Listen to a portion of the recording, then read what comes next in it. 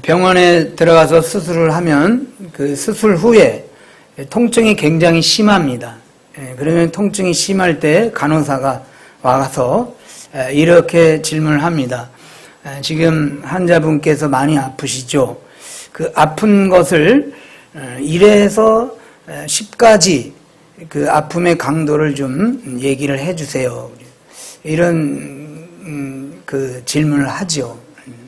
그거는 아마 제가 잘은 모르겠지만 진통제를 투여할 때 이 사람의 지금 그 통증이 어느 정도인가에 따라서 진통제를 조절하려는 그런 의미가 있지 않나 이렇게 생각을 해봅니다. 저는 오늘 여러분들에게 두 가지 질문을 할 거예요. 두 가지 질문을 할 때 여러분 마음속으로 1에서 10까지 내가 이 부분에 있어서의 강도가 어느 정도다 라는 것을 한번 생각해 보시기를 바랍니다. 첫 번째 질문은 이 질문입니다. 당신의 인생은 얼마나 행복하십니까? 여러분들이 행복에 대한 그 지수가 1에서 10까지라 한다면 나는 나의 행복감은 과연 얼마일까? 여러분 어느 정도라 이렇게 말할 수 있겠어요? 인생에 대한 행복. 혹시 마이너스는 없으신가? 난 0 또는 1 또는 어떤 사람은 저는 10이에요. 뭐 이렇게 얘기할 수 있겠죠. 근데 두 번째 질문을 한번 해보겠습니다. 두 번째 질문은 당신의 신앙생활은 얼마나 즐거우십니까? 여러분들이 교회를 이렇게 나오시고 또 신앙생활을 하시는데 이 신앙생활에 대한 기쁨이 어느 정도냐 이거예요. 1인지 아니면 10인지 아니면 그 중간인지. 저는 오늘 본문을 통해서 여러분들과 이 두 가지의 고민을 해답을 얻으려고 합니다. 인생의 행복이 어느 정도인가? 두 번째는 신앙의 즐거움이 얼마인가? 오늘 요한복음 2장에서 가장 중요한 구절은 3절이라 여겨집니다. 우리 3절을 한번 같이 읽고 아멘 하겠습니다. 시작.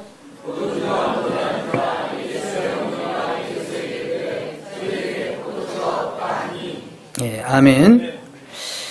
잔치집에 포도주가 없다 그랬어요. 굉장히 곤란한 상황이죠. 잔치집에 포도주가 없다. 전라도에서는 잔치를 하면은 홍어가 없다 그러면 뭐라며요? 또 어디 경기도 지역에서는 잔치집에 돼지고기가 없다 그러면 뭐예요? 근데 이스라엘 백성들 가운데 잔치상에 이게 포도주가 없다는 것은 이거는 정말 곤란하다. 그래서 팀 켈러라는 목사님이 이렇게 해석을 했습니다. 사실상 파티는 끝난 것이다. 단지 예절에 어긋날 정도가 아니라 사회적, 심리적 대형 사고였다. 명예와 수치심 중심의 전통 문화에서 특히 더했다 그랬어요. 그러니까 지금 사고로 치자면은 대형 사고가 났다. 그런데 이스라엘이라는 나라는 우리나라하고 비슷한 정서를 가지고 있는데 그게 뭐냐면요. 체면 문화라는 거예요. 체면. 그러니까는 내 개인이 어떠냐가 중요한 게 아니라 공동체 전체가 어떠냐가 중요한 거예요. 이스라엘 백성들이 그런 문화를 가졌어요. 우리도 이제 예전에는 그랬죠. 내가 문제가 아니라 내 가족이 문제고, 내 가족이 문제가 아니라 우리 동네가 문제고, 우리 동네가 문제가 아니라 우리 나라가 문제예요. 점점 이런 공동체를 굉장히 중요시하는 문화를 우리가 살고 있었어요. 그래서 그것에 대해서 내가 감당치 못하면 이건 체면을 굉장히 구기는 일을 하는 거예요. 그래서 지금 이 혼인잔치에서 포도주가 떨어졌다는 것은 굉장히 이 체면 문화를 살던 이 당시에는 굉장히 아주 곤란한 그 팀 켈러 목사님이 대형 사고가 났다 이제 대형 사고가 난 거예요. 그런데 또 한 가지가 곤란한 상황이 일어나고 있는데요. 그것은 제가 WBC 주석을 보니까 이렇게 주석이 나왔어요. 예수와 함께 초대된 제자 집단은 결혼 부조금에 대해 책임이 있었을 것이다. 예수께서 하객의 의무를 제대로 수행할 수 없었던 탁발 사역자들을 자신의 제자로 데리고 간 것이 그런 난처한 상황을 초래한 원인이 되었을 것이다. 그랬어요. 이스라엘은 결혼식을 하면 일주일 동안 했다 그래요. 그러니까 일주일 동안 하객들이 매일같이 오는 거예요. 그러니까 제 생각에는 우리가 뭐 하루 이렇게 결혼식을 하면 100명이 오고 200명이 오고 그러는데 이스라엘은 일주일 동안 계속 결혼식을 하니까 한 번에 왕창 오는 게 아니라 월요일 날 뭐 한 20명 오고 화요일 날 20명 오고 뭐 이런 식으로 왔겠죠. 그런데 바로 이날 대략 뭐 수요일로 예상을 하고 있는데 이날 한 뭐 20명 정도가 이제 결혼식 하객으로 오겠죠. 그런데 제자들이 여기 더 온 거예요. 근데 제자들이 5명이 더 갔습니다. 예수님까지 6명이에요. 근데 여러분, 포도주를 20인분을 준비해 놓은 거예요. 근데 6명이 더 왔으니까 이 모자라겠어요? 안 모자라겠어요? 모자란 거예요. 그러면 그 모자라게 된 원인이 어디 있는 거예요? 제자들에게도 어느 정도 책임이 있다는 거예요. 그런데 당시에 제자들은 탁발 사역자라 그랬어요. 탁발 사역자라는 건 뭐냐면요, 돌아다니면서 믿는 자들에게 도움을 얻고 먹고 사는 것을 문제를 해결하고 사는 거예요. 그러니까는 자기가 어떤 직업을 가지고 일을 해서 그것을 가지고 이런 게 아니라 말하자면 얻어먹는 거예요. 얻어먹는 거. 그러니까 이 제자들이 다 그 결혼식장에 잔치집에 가서 다 얻어먹으러 간 거예요. 근데 그게 이제 당연한 걸로 얻어먹는 거죠. 근데 너무 많이 왔어요. 포도주를 20명 준비를 했는데 25명이 왔으니까 당연히 모자란 거죠. 그러니까는 포도주가 떨어진 거에 대해서 어느 정도 제자들에게도 책임이 있다 그거예요. 그러니까 먹으러 간 사람도 민망하잖아요. 우리 때문에 이거 모자랐다. 또 초대한 사람도 민망한 거고. 그래서 제가 이 팀 켈러 목사님이 대형 사고다 이렇게 표현했는데 저는 추돌 사고다 이렇게 표현하고 싶어요. 제자들이 받은 거예요. 말하자면 교통사고를 낸 거예요. 그러니까는 뭐 이게 대형 사고든 추돌 사고든 이 잔치집에서 굉장히 곤란한 아주 어려운 상황을 지금 맞이하고 있는 거죠. 그러면 이와 같이 어려운 상황이 이렇게 발생이 됐을 때 그 다음에 어떻게 진행이 되는가 이제 살펴보도록 하겠습니다. 3절로 가봅니다. 포도주가 모자란지라. 예수의 어머니가 예수에게 이르되 저에게 포도주가 없다 하니 4절 예수께서 가라사대 여자여 나와 무슨 상관이 있나이까 내 때가 이르지 못하였나이다. 포도주가 모자란 지금 떨어졌어요. 예수의 어머니가 예수님께 문제를 제기했어요. 그랬더니 예수님이 하시는 말씀이 그게 나랑 무슨 상관이 있냐 부정적으로 답을 했어요. 5절 우리 같이 읽고 아멘 합니다. 시작.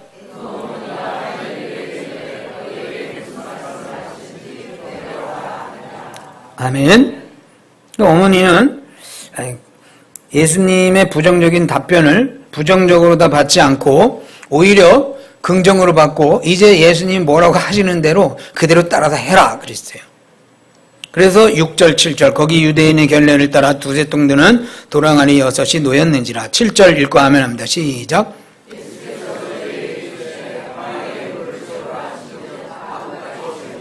아멘.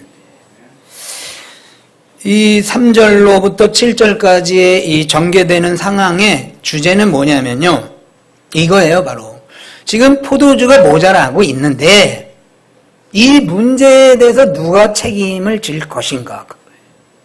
어머니는 예수님이 책임져 주세요 그러는 것이고 예수님은 그거는 내 책임이 아니다 그런 것이고 그런데 예수님이 나중에 책임을 지시는 거예요. 이 어려운 중에 이 급박한 중에 이 문제를 해결할 자가 누구냐? 그런데 사실은 이 잔치를 지금 8절에 보면 이제는 떠서 연회장에게 갖다 주라 하시매 그랬어요. 이 잔치를 주관하는 자가 연회장이거든요. 그러면 이 포도주가 모자라는 일에 대해서 연회장이 책임을 질 거냐, 아니면 이 잔치의 주인인 그 신랑 내지는 신랑의 가족이 질 거냐. 어떻게 보면은 둘 중에 하나가 이 문제를 해결해야 되겠죠. 연회장을 영어 성경을 보니까 호스트라 이렇게 기록을 하기도 하고, 그다음에 메스터라 이렇게 기록을 하게 됐어요. 그러니까는 연회장 아니면 신랑 아니면 신랑의 부모님이 이 포도주 떨어진 건 책임져야 되는 거예요. 그런데 진행상 보니까 그들은 책임을 지질 못하고, 책임을 질 수도 없어요, 사실. 옛날에는 그 시골에서 뭐 슈퍼가 있는 것도 아니고 모자라니까 가서 그냥 포도주라도 사와라 이런 정도가 아니에요. 지금은 그냥 꼼짝 못하는 거예요. 그랬을 때 예수님이 이 문제를 책임자로서 지금 등장하고 있는 거예요. 여기서 우리가 한 가지 교훈을 얻을 수 있는데, 그것은 뭐냐면, 우리가 인생을 살다 보면 대형 사고가 날 수 있어요. 그건 교통사고를 말하는 게 아니라 그와 같이 어쩔 수 없는 참 체면을 구기거나 또는 내 인생에 참 속수무책인 어떤 일을 당할 때가 있어요. 또는 추돌사고를 일으킬 수도 있어요. 어떤 문제가 일어나는데 그 문제에 대한 원인이 나로부터 제공될 수도 있는 거예요. 그랬을 때 대형사고든 추돌사고든 어떤 문제든 간에 그 문제에 대한 책임질 자가 누구냐. 오늘 본문에서 그것을 가르쳐주고 있어요. 책임질 자가 누구였냐. 신랑도 아니었고 신랑의 부모도 아니었고 연회장도 아니었어요. 누가 지었습니까? 예수님이 그 책임을 지신 거예요. 교훈은 바로 그겁니다. 여러분 인생을 살 때 그런 어려움과 곤란한 일을 만났을 때 그 책임자를 찾아야 되는데 누굴 찾아야 되냐? 예수님을 초청하는 거예요. 믿습니까? 예수님, 제가 지금 이런 사고가 났어요. 이런 사고를 냈어요. 이런 사고 가운데 내가 지금 속수무책으로 당하고 있어요. 어떻게 하면 좋습니까? 예수님을 그 일에 대한 책임자로 초청할 때 그 문제가 해결된다. 성경이 그걸 지금 가르쳐주고 있는 거예요. 예수님은 우리에게 그런 말씀을 주셨습니다. 수고하고 무거운 짐진 자들아 다 내게로 오라. 수고하고 무거운 짐진 자, 사고 낸 자, 사고 당한 자, 대형 사고 당한 자, 속수무책으로 곤란에 빠져 있는 자, 다 내게로 오라. 내가 너희를 쉬게 하리라.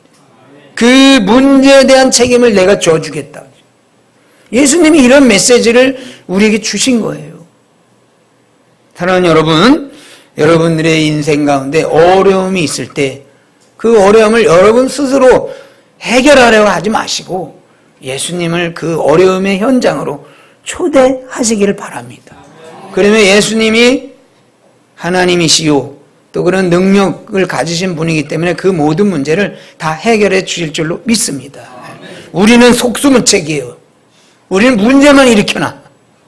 예수님은 그 문제를 해결해 주신다. 여러분들이 질병 중에 있든지 가난 중에 있든지 어떤 관계 속에서 어려움 중에 있든지 그 모든 문제를 주님을 초청하면, 그 문제 안으로 주님을 초청하면 주님이 찾아와 주셔서 그 문제를 해결해 주신다. 이게 오늘 첫 번째로 우리에게 주시는 메시지입니다. 그러면 이제 제가 서론에서 여러분들에게 드렸던 질문을 한번 해보겠습니다. 당신의 인생은 얼마나 행복하십니까? 얼마나 행복하실까요? 예수님을 내 인생의 주인으로 모실 때 그 행복에 대한 해답을 1에서 10까지 말하자면 10입니다라고 말할 수 있는 것은 예수님을 내 인생의 주인으로 모실 때 그 해답을 할 수 있는 거예요. 예수님을 주인으로 모시지 않으면 늘 그냥 저는 1 정도 돼요. 저는 2 정도 되나 봐요. 아니요, 요새 그냥 0인 것 같아요. 아니요, 저는 그냥 마이너스인 인생인 거예요. 저에게는 즐거움이 하나도 없어요. 맨날 문제투성이에요. 여러분, 그 예수님을 여러분 인생의 주인으로 모셔서 인생이 얼마나 즐거우십니까? 이렇게 물었을 때, 저는요 10이에요. 저는 10만큼 행복해요. 매일 행복해요. 이런 답을 확신 있게 말할 수 있는 여러분 되길 주의 이름으로 축복합니다. 이제 다시 한번 10절로 가보겠습니다. 10절 같이 읽고 아멘 합니다. 시작.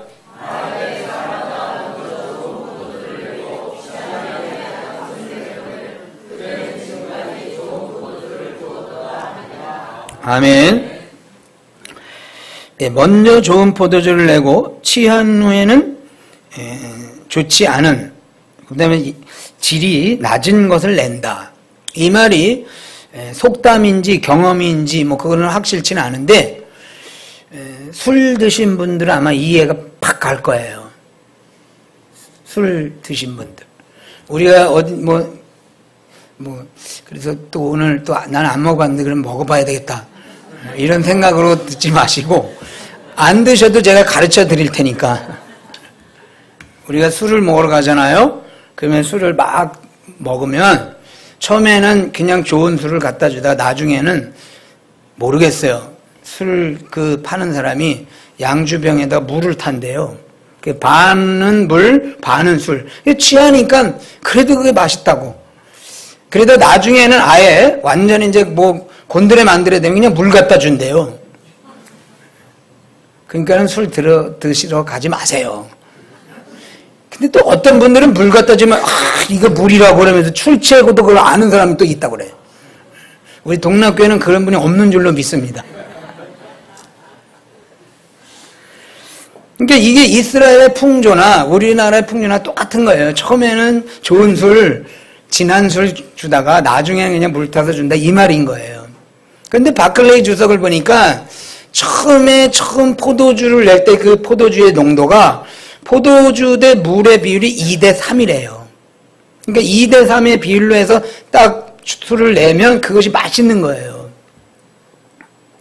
그런데 이게 술이 점점 떨어지면 어떻게 하겠어요? 사람은 많고 양은 늘려야 되는데 포도주 모자라 그러면 여러분 어떻게 해야 되겠죠? 조치가? 물을 타는 거지요. 그래서 2대 3에서 점점 떨어지는 거예요. 2대 5, 나중에 2대 10, 나중에 그냥 이제 붉은색만 나. 그래도 취했으니까 그걸 계속 맛있게 먹는다, 그 뜻인 거예요. 그런데 저는 먼저는 좋은 포도주, 그리고 취한 후에는 질이 낮은 포도주라는 것이, 이 포도주라는 것은, 성경의 포도주라는 것은 기쁨이라는 것을 상징하는 거거든요. 그러니까 우리의 신앙의 기쁨이 마치 그와 같지 않겠나. 처음 예수를 믿을 때는 농도 짙은 기쁨을 우리가 맛보는 거예요. 그런데 점점 신앙생활을 하면 할수록 기쁨의 농도가 떨어진다. 이런 의미로다 우리가 생각해 볼 수 있는 겁니다. 그래서 제가 두 번째 질문을 한 거예요. 여러분들의 신앙생활의 즐거움은 어느 정도입니까? 1에서 10까지 한번 표시를 해보세요. 말하자면 예수 처음에 믿었을 때는 10이라고 썼어요. 여러분 지금 어떠십니까? 10. 근데 점점 나중에는 5, 3, 2, 1. 어때요? 여러분들의 신앙생활의 기쁨의 농도가 계속 처음 포도주의 맛처럼 계속 그 맛이 나는 건지, 아니면 점점 시간이 갈수록 그 포도주의 기쁨의 맛이 떨어지고 있는지를 묻는 거예요. 근데 우리가 보면 오늘 이 말씀처럼 우리가 이 신앙의 기쁨이 점점 떨어지고 있지 않냐, 그거예요. 그것은 뭐냐면 오늘 본문의 내용으로 비유로 들자면 물탄 신앙이에요. 물탄 신앙. 자꾸 물을 점점 타가지고 이 신앙이 기쁜 건지 슬픈 건지 이제 도통 모르는 거예요. 여러분 어때세요? 여러분들은 물탄 신앙 아닙니까? 아니면 농도가 지금도 2대 3으로 처음 포도주 그 맛을 지금도 유지하고 있는지요? 중요한 것은 그런 양질의 포도주, 양질의 기쁨을 맛보지 못했을 때 우리가 어떻게 해야 되냐, 이게 중요한 거예요.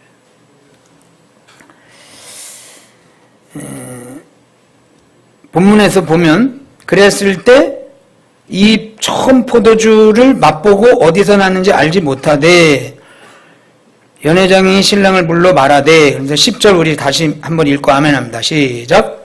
말하되 사람마다 먼저 좋은 포도주를 내고 시간 후에 낮은 것을 내거늘 그대는 지금까지 좋은 포도주를 두었도다 하니라. 아멘.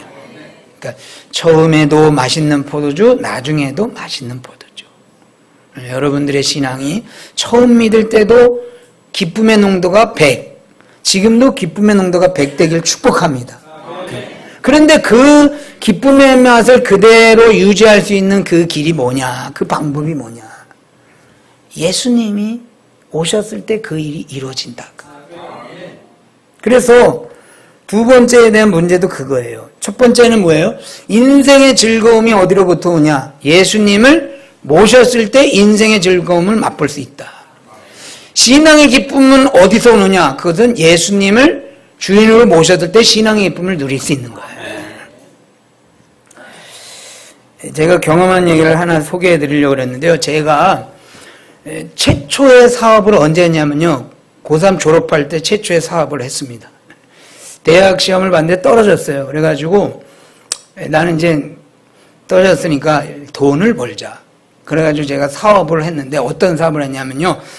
사냥류 배달 사업을 했어요. 사냥을 산에서 키우면서 그 젖을 짜가지고 동네에 내려가서 그 배지밀병에다가 젖을 해가지고 이렇게 가가하고 다니면서 배달을 해가지고 그걸 했거든요. 근데 장사가 잘 됐어요. 그런데 그 장사를 하다가 이제 판촉을 했는데 30가구에서 31, 30이 계속 늘어나는 거예요. 그 사냥류가 굉장히 맛있고 굉장히 좋은 우유거든요. 어린이들 이제 2살 뭐 이런 어린이들 먹이고 그래. 그래가지고 이제 처음에는 한 30가구 했다가 31, 32, 34, 30 계속 늘어나는데 문제가 생겼어요. 무슨 문제가 생겼냐면 양의 젖은 늘어나질 않는 거예요. 판촉은 계속 해오는데 양의 젖이 30가구 인분만 나오는 거예요. 양이 뭐 늘어난 걸 자기가 젖을 더 내겠어요? 그럼 어떻게 해야 돼요, 이럴 땐? 그렇죠. 물 타는 거예요, 물 타는 거. 오늘은 약 한 병만 더 늘리자. 이제 한 병 넣었어. 그 다음날 이제 또 판촉에 대해 2병이잖아요. 그래, 딱 2병만 늘리자. 2병. 그 날이 갈수록 점점 물이 늘어나는 거예요. 망했겠어요, 안 망했겠어요? 아기들이 그 입맛이 정확해요. 처음 양 우유 맛은 좋지만 점점 나중 갈수록 흐려지는 걸 느낀 거예요. 그러니까 애들이 안 먹는 거예요. 그 엄마가 끄는 거예요. 이상해요. 우리 애가 안 먹어요. 그래서 망했어요. 중요한 건 뭐냐? 판촉도 중요하지만 공급이 중요한 거예요. 우리 인생이 그래요. 뭘 열심히 지혜롭게 뭘 막 해나가. 그런데 뒷감당을 못하는 거야. 그래서 중요한 것은 뭐냐면요. 신앙이라는 것이 우리가 뭔가 열심을 내고 뭔가 활발하게 나가고 이런 것도 중요하지만 그 일에 예수님을 모시지 않고 하다가는 이 물탄 신앙이 돼버려가지고 나중에는 신앙의 즐거움을 놓치는 거예요. 그래서 신앙생활 할 때도 역시 예수님이 주인 되셔야 우리의 신앙이 영원토록 기쁨의 맛을 누리게 된다. 그럼 마지막으로 그럼 예수님을 우리 신앙의 주인으로 모셔야 되는데 예수님을 신앙의 주인으로 모신다는 그 의미는 뭘까?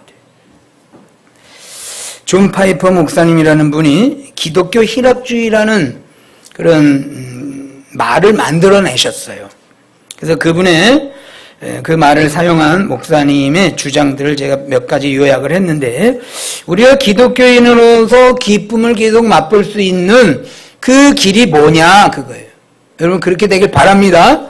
그럼 잘 들으셔야 돼요. 어떻게 해야만이 즉 예수님을 내 마음 가운데 신앙 가운데 모시는 일이 어떤 것이 그런 모시는 일이냐 그거예요. 1. 행복을 갈망하는 마음은 보편적인 인간의 경험이며 선한 것이지 죄가 아니다. 먼저 이게 전제 조건이에요. 여러분 그리스도인이라고 그래가지고 행복을 추구하는 것은 죄가 아니에요. 여러분 행복을 먼저 갈망해야 돼요. 갈망하시길 바랍니다.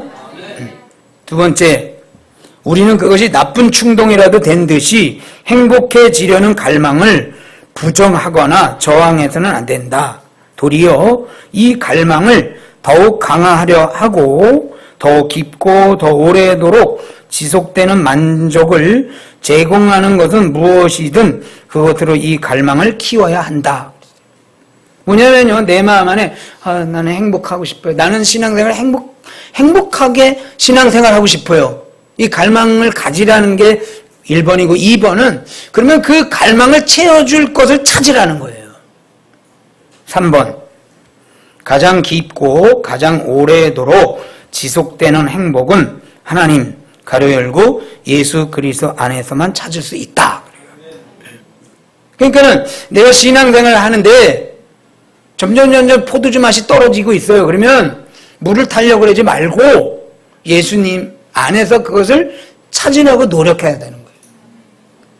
그러면서 이 존 파이퍼 목사님이 이런 예를 들었어요. 어떤 비유를 들었냐면요, 하나님은 물통이 아니고 산속의 샘이다 그랬어요.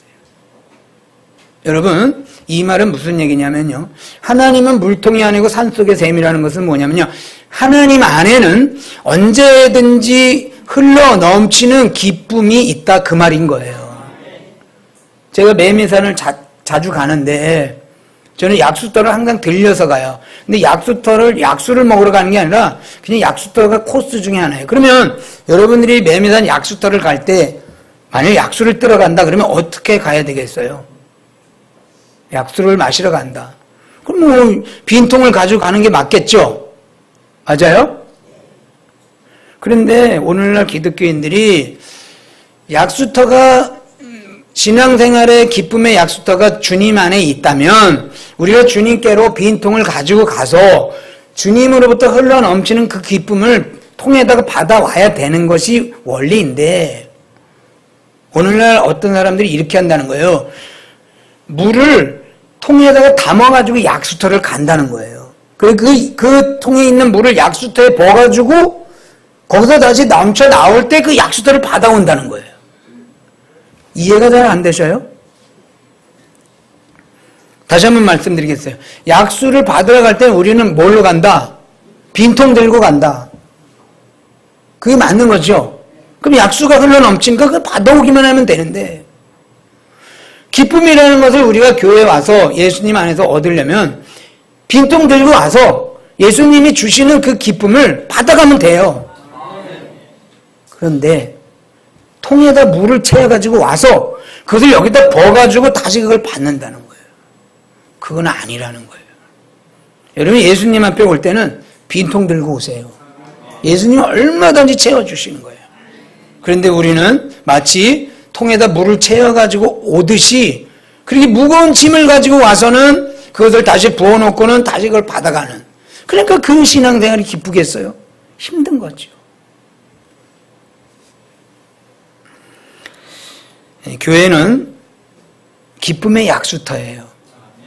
오실 때 빈통으로 오세요. 우리가 봉사를 하고 헌신을 하고 헌금을 하고 여러 가지 율법을 준수하고 이런 모든 것들은 그런 것들은 물을 받기 위한 빈통에 불과한 것이지 그것이 물이 될 수는 없다.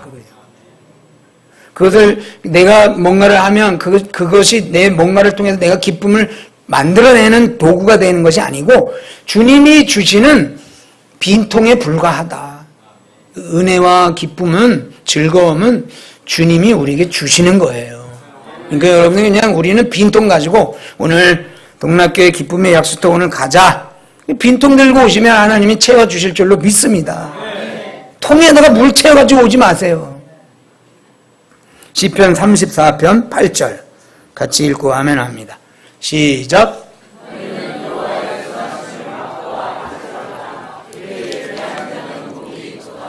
아멘. 여호와의 선하심을 맛보라 그랬어요.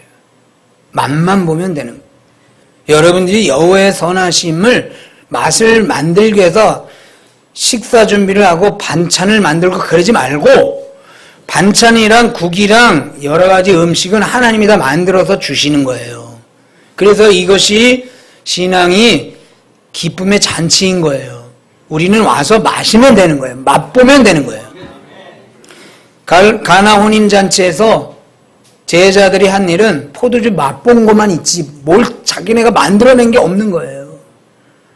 기독교의 기쁨은 전적으로 주님이 만들어서 주시는 거예요. 우리는 만들어낼 수가 없습니다. 전적 무능인 거예요. 만들어 주신 것을 우리는 와서 맛보는 거예요. 그래서 오늘 너희는 여호와의 선하심을 맛봐라. 오셔서 맛만 보세요. 뭘 만들어 가지고 그러지 마시고. C.S. 루이스라는 학자가 이런 말을 했습니다. 겸손하고 도량이 넓고 균형감이 있는 사람일수록 칭찬을 많이 하고, 괴짜요 불평자요 적응하지 못하는 자일수록 칭찬에 인색하다. 여러분들이 칭찬을 많이 하세요? 누군가에게? 그 사람은 균형 잡힌 자이고 그 사람은 훌륭한 사람인 거예요. 근데 칭찬을 잘 안 하는 사람은 이게 뭐 괴짜다 그랬어요. 불평하는 사람. 그런데 C.S. 루이스는 말하기를, 그러면 칭찬을 잘하려면 어떻게 되느냐? 본인이 기쁠 때 남을 칭찬한대요. 칭찬이요 잘 안 나와요. 다른 사람이 칭찬받을 일을 해서 칭찬하는 게 아니고 내가 기쁠 때 칭찬을 하는 거예요. C.S. 루이스의 말은 그거인 거예요. 그러니까 우리가 내가 기쁘려면 예수님을 신앙의 주인을 모실 때 기쁜 거예요. 그러면 내가 기쁘니까 옆 사람들을 칭찬하게 되는 거예요.